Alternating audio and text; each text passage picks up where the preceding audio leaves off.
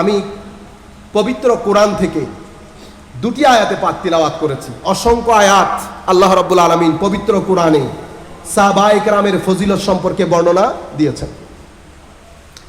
পবিত্র কোরআনে মনে রাখবেন, আপনারা ঢাকা বিশ্ববিদ্যালয় আছে না, ঢাকা বিশ্ববিদ্যালয়, ঢাকা বিশ্ববিদ্যালয়ের ছাত্র আর চিটাং কলেজের ছাত্র কি এক গ্রেডের হয় না? ঢাকা বিশ্ববিদ্যালয়ের ছাত্র আর হার্ভার্ড বিশ্ববিদ্যালয়ের ছাত্র কি এক গ্রেডের হয় না? যেভাবে ঢাকা বিশ্ববিদ্যালয়ের ছাত্র হার্ভার্ডের ছাত্র এক গ্রেডের হয় না, অনুরূপভাবে অন্যান্য নবীর সাহাবী আর মুহাম্মদুর রাসূলুল্লাহ সাল্লাল্লাহু আলাইহি ইসলামের সাহাবী এক গ্রেডের না।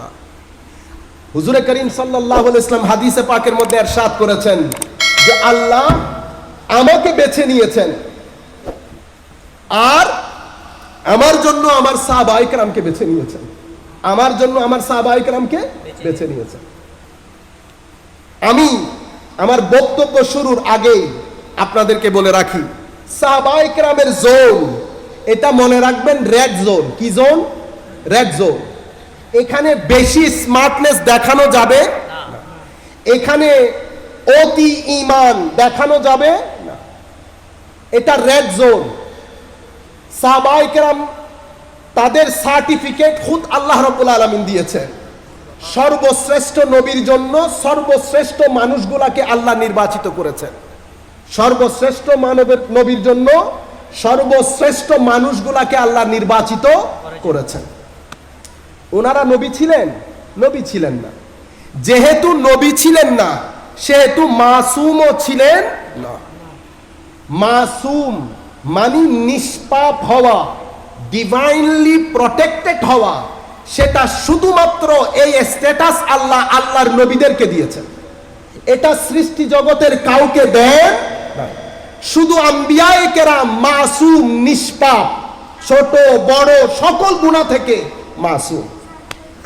এখন আবার আপনাদের ভিতরে মনে হতে পারে না যে তাইলে কি ওনারা পাপী?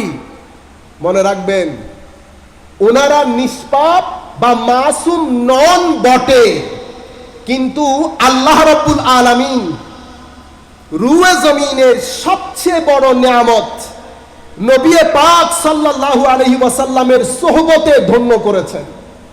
কিসের? নবী করিম সাল্লাল্লাহু আলাইহি ওয়াসাল্লামের সোহবতে ধন্য করেছেন।